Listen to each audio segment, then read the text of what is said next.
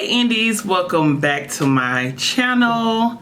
So today we are going to have a real conversation. Now, as you can tell by the title, it's about to get real. However, if you are new here, welcome. If you are not familiar with who I am Ashante, independent designer of Christian Omeshun. I like to refer to my subbies as indies because we are all independent creators, artists, designers in our own little way. If you guys are loving this type of content, make sure you like, comment, and subscribe, honey. And don't forget to give me a thumbs up. Now, you guys, it's been a minute since I have dropped a video because you all know that I am currently about to release my fall collection. So that's what I will be working on.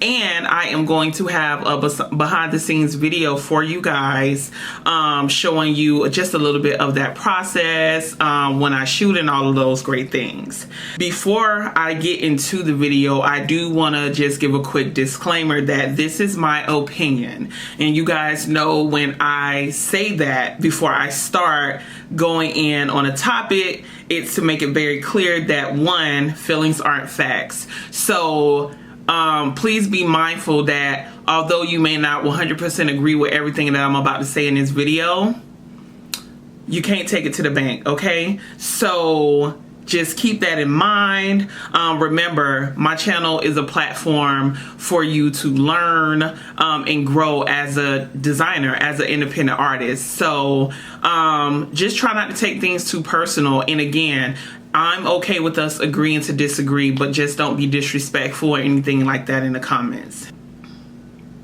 This video was inspired by Danella Tabois.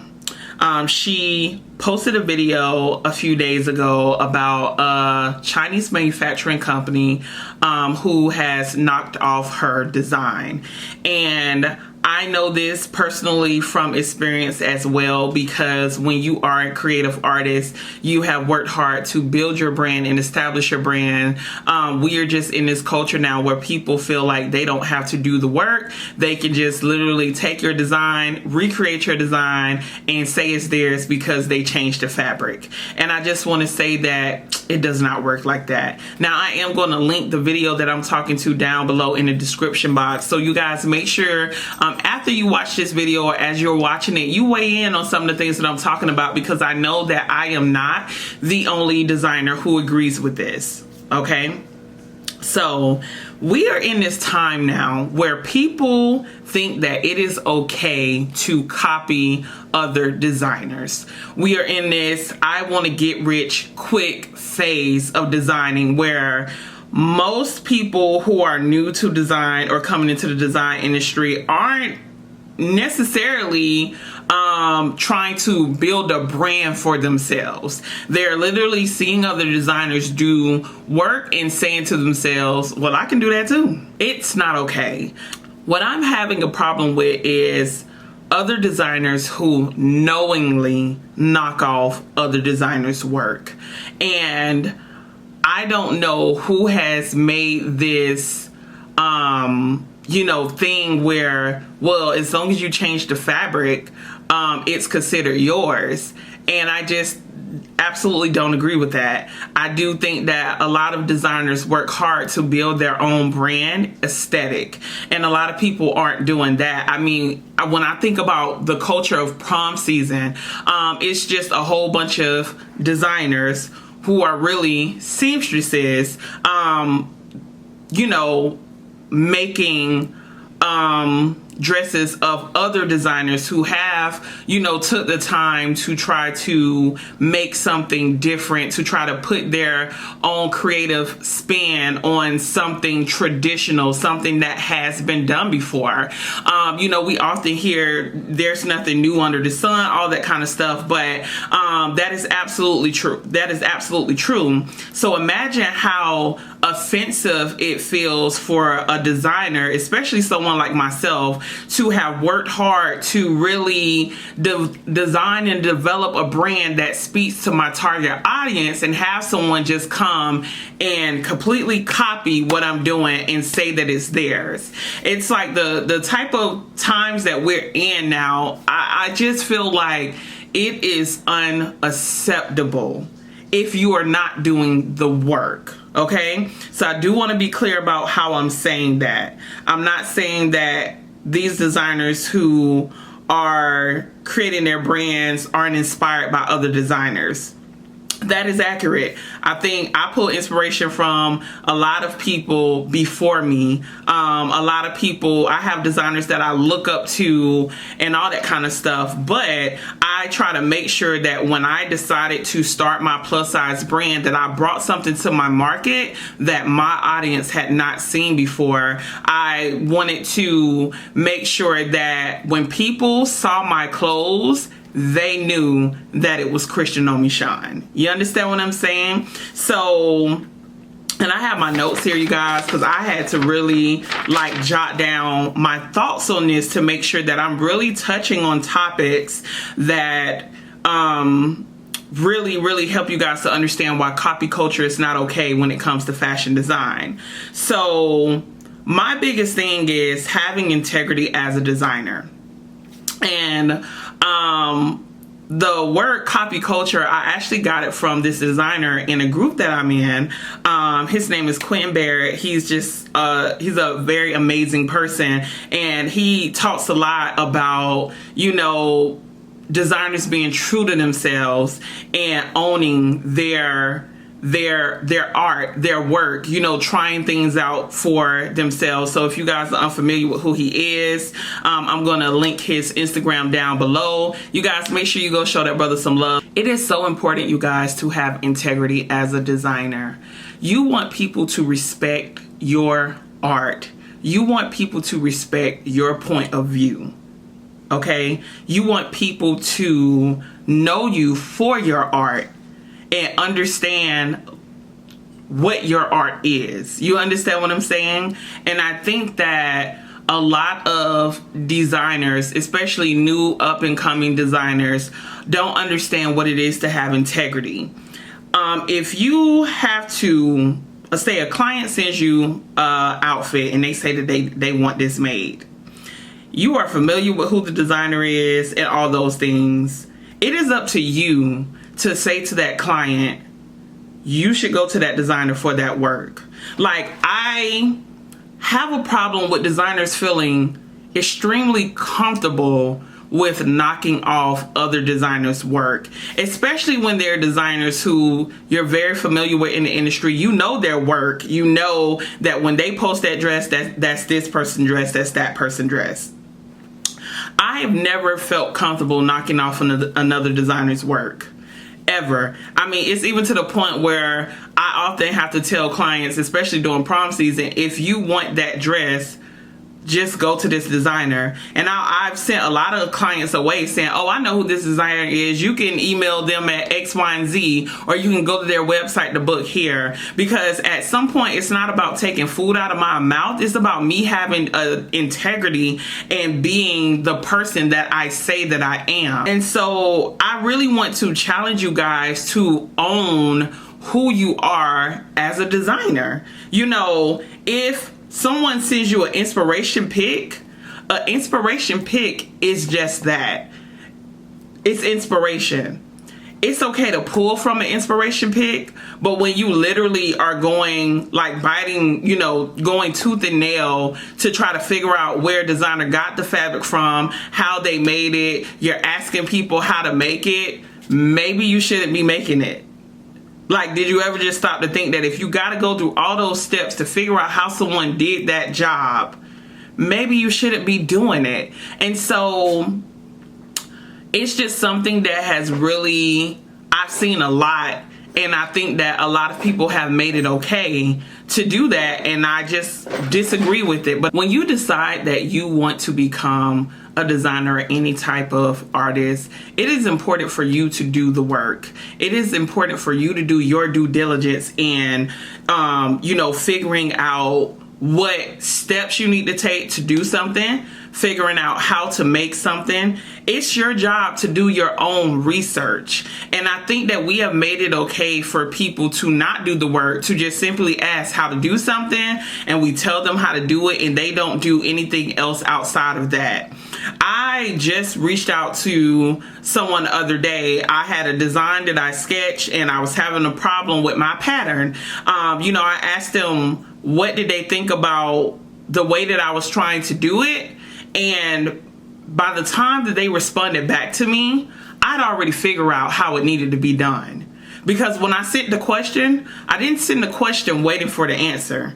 I sent the question and I kept doing the work to figure out what needed to be done to achieve the look that I'm looking for. A lot of designers are not doing the work. A lot of aspiring designers are not doing the work. And then you guys wonder why once you finish with a particular season, you don't make it past that season. When you decide to take someone's work and remake it, you are a seamstress at that point. And I really want to talk about the difference between a designer and a seamstress, because I really need you guys to understand that just because you know how to sew something does not make you a designer. Sewing is a skill. And if you guys have watched my videos, I've said this in several videos. Sewing is a skill. Anybody can be taught how to sew. However, being a designer is an art. It's a gift. If you are a designer and you are really walking in your purpose, it is a gift. Everyone doesn't have it. If you want your customers to respect you, you have to set the standard. I see a lot of people complain about customers constantly asking them to remake other designers' work.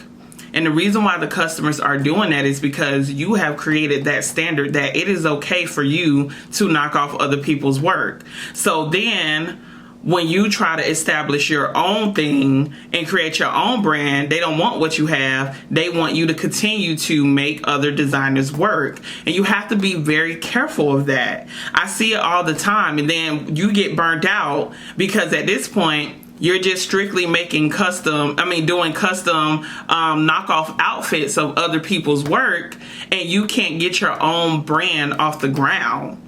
And so it's so important for us as designers to set the standard. We teach people how to treat us. We teach people how to conduct themselves with us when it comes to our business. We teach people the correct way to do business with us, which is why, I always preach to people. People say, well, I can't get people to use my website. You can't get people to use your website because you haven't made it a standard for them to use your website. Y'all, I'm sorry, my dogs are moving and doing all kind of stuff under here.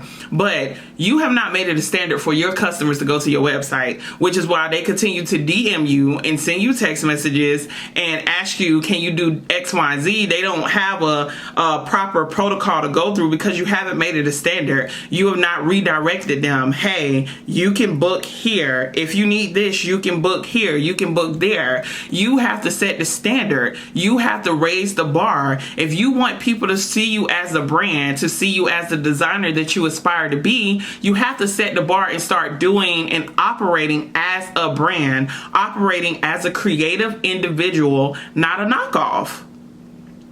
So, if I'm being real honest, this conversation that we're having is more so about you setting standards as a creative. If you're going to call yourself a designer, you should conduct yourself as a designer, and you should do things that are going to work best for your brand, not against your brand. We have to hold ourselves accountable for the way that we conduct ourselves. We have to hold ourselves accountable for the way in which we are conducting business, for the way that we are choosing to express ourselves as artists.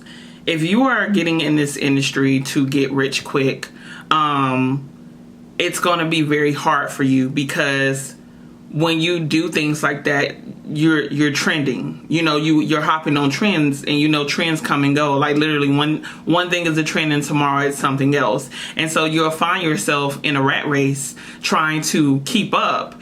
And a lot of us designers, the reason why we do take our times to create our brands and our aesthetic is because we are not fast fashion brands. Most of us are not manufactured. Most of us don't even have the ability to keep up with everyday trends. So what you do is you create an aesthetic for yourself and your audience that even if you don't release a collection for 6 months or whatever, your pieces are timeless. They withstand time. Why do you think most big designers only release 2 collections a year? One for fall and one for spring. Some people do resort, so you may get 3 collections, but the whole purpose of us doing what we're doing is so that we can withstand time. And so if you are going to jump on every single train that everyone else has, how are you establishing a name for yourself? How are you establishing a brand for yourself that can be remembered and respected?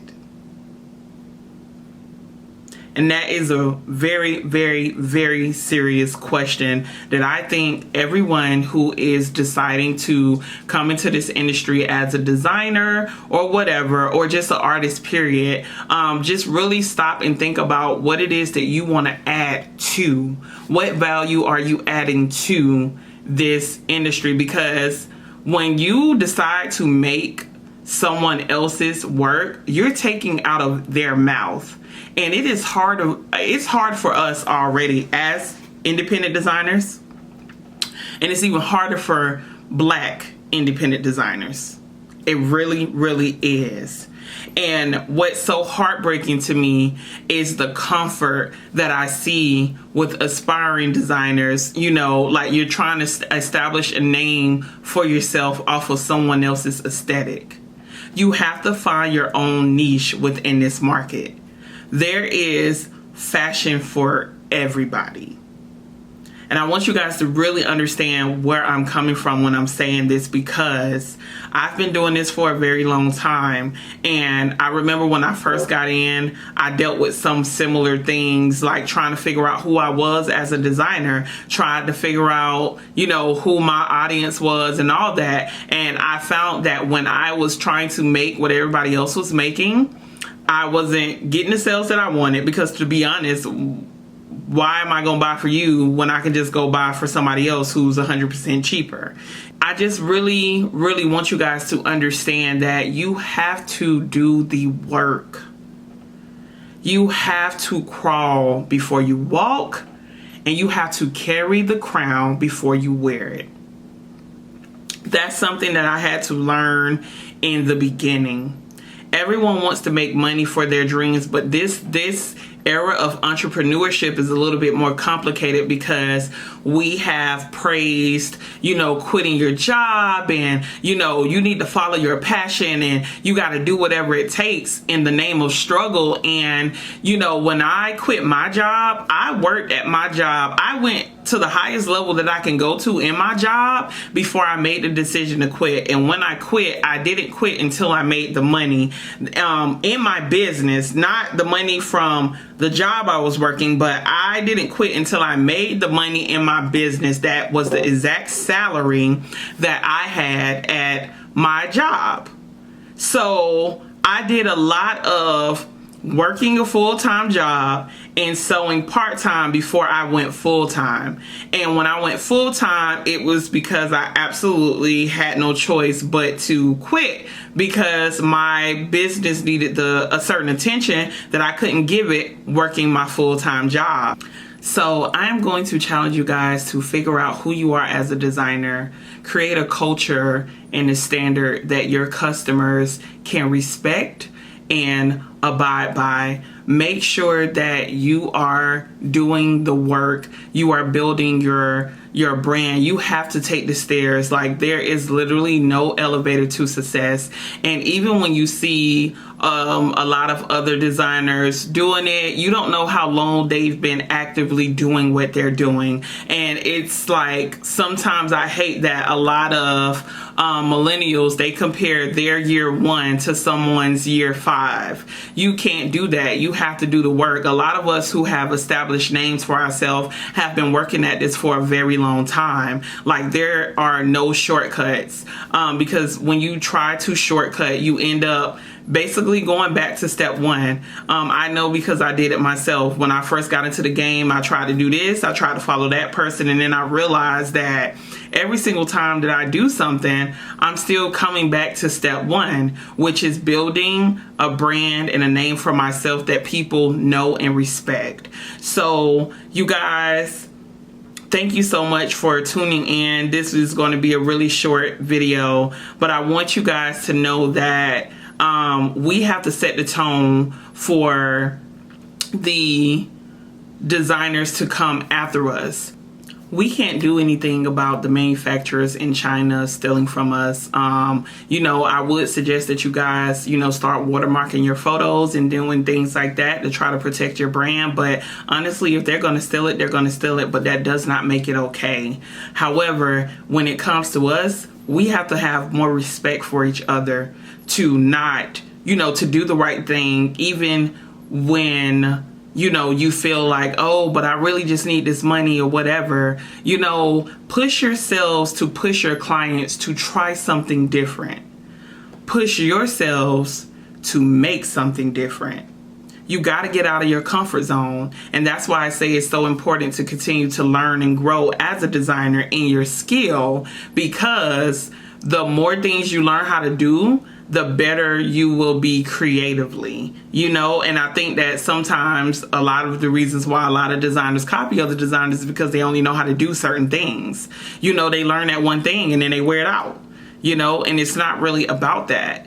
You have to really push the envelope. You have to set the tone for your brand if you want to be respected and you want to be a notable designer. A lot of these brands, like it's a lot going on, you guys. It really is. But I challenge you guys to step outside of your comfort zone, to step outside the box, and like I said, to push and persuade your customers to do something different. Even if they send you someone else's work, you instantly say, this is just an inspiration picture. This is what I'm thinking we can do. And if they want to go to that designer, and they want that exact dress, I will send them to that designer, because guess what? I'd rather eat a little to eat a long time. You understand what I'm saying? So sometimes you got to eat a little to eat for a long time. Tyler Perry said that, okay? And it just really stood out to me, because that's what this is about. This is a marathon, not a sprint. So when you guys think about your brand and your businesses, I want you guys to really think about the importance of having integrity as a designer.